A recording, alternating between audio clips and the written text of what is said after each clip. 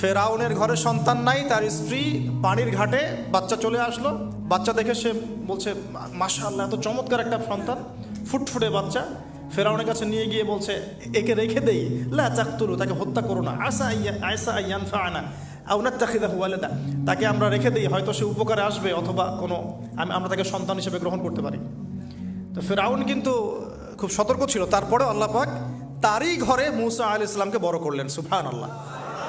আর মূসা আলাইহিস সালাম ফেরাউনের স্ত্রী দুধও পান করছে না।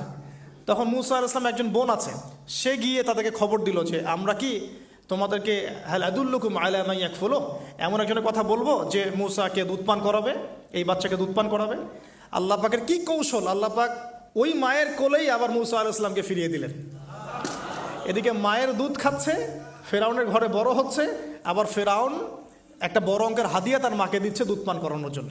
সুবহানাল্লাহ, আল্লাহ পাকের পরিকল্পনা দেখেন। আমি আসলে বুঝাতে পারছি না ভাই, আমার ল্যাঙ্গুয়েজের প্রবলেমের কারণে মাফ করবেন। অনেক তথ্য মাথায় থাকলে কথা বলা টাফ হয়ে যায়। তো সুবহানাল্লাহ, আল্লাহ পাকের পরিকল্পনা দেখুন, যে নবী মুহাম্মদ সাল্লাল্লাহু আলাইহি ওয়াসাল্লামকে মক্কা থেকে তাড়িয়ে দিচ্ছে মানুষ, আল্লাহ রাব্বুল আলামিন সেই মক্কা নবীর পায়ের সামনে এনে দিলেন, সুবহানাল্লাহ, মাত্র 8 বছরের ব্যবধানে। যে বদর যুদ্ধে মুসলিমদেরকে একদম নিঃশেষ করে দেওয়ার প্ল্যান করা হয়েছে, ওই বদরেই আল্লাহ রাব্বুল আলামিন আবু জেহেলের মৃত্যু লিখে রাখলেন। যে ইউসুফকে কুয়ায় ফেলে দিল তার ভাইরা, সেই ইউসুফকে আল্লাহ পাক সেখান থেকে রাজপ্রাসাদ, সেখান থেকে কারাগার, সেখান থেকে আবার নিয়ে আসলেন মিশরের পলিটিক্যাল পাওয়ার। আল্লাহর পরিকল্পনা। যে ইয়াসরিব একসময় ইহুদিদের দাপটের জায়গা ছিল, ওই ইয়াসরিব মুসলিমদের করতলগত করলেন আল্লাহ পাক হিজরত করিয়া। বাদশাহ নাজাশি আবিসিনিয়ায়, আমি তো মালয়েশিয়াকে একটা আবিসিনিয়া মনে করি, এখানে মাশাআল্লাহ এরকম পরিবেশ আছে, শান্তিপূর্ণ ইসলামী পরিবেশ। বাদশাহ নাজাশির এরকম একটা পরিবেশ ছিল। বাদশাহ নাজাশি কিন্তু মুসলিম ছিল না, সে খ্রিস্টান ছিল। তারপরেও নবীজি বলতেন, বাদশাহ নাজাশির রাজ্যে কেউ জুলুমের শিকার হয় না, সুবহানাল্লাহ, যদিও সে মুসলিম ছিল না।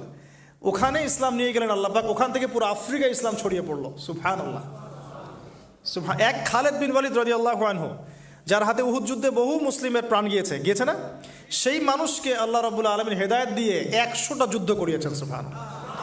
আল্লাহ পাকের পরিকল্পনা আমরা বুঝতে পারবো না, আল্লাহ পাকের পরিকল্পনা আমরা বুঝতে পারবো না। ওয়া মাকারুল্লাহ, তারা কৌশল করে, আল্লাহ পাকও পরিকল্পনা করে। দেখেন, এই যে প্যালেস্টাইন নিয়ে এত সমস্যা করছে না, আল্লাহ পাকের কি পরিকল্পনা, সুবহানাল্লাহ। আল্লাহ পাক সমস্ত জিউসদেরকে ওইখানে একত্রিত করেছেন। কেন জানেন? আল্লাহ পাক এই যে 1914 থেকে নিয়ে 2023 এই যে সালগুলো চলছে, 100 বছর, লাস্ট 100 বছরে সারা ওয়ার্ল্ডের জিউসদেরকে ওইখানে একত্রিত কেন করেছেন জানেন?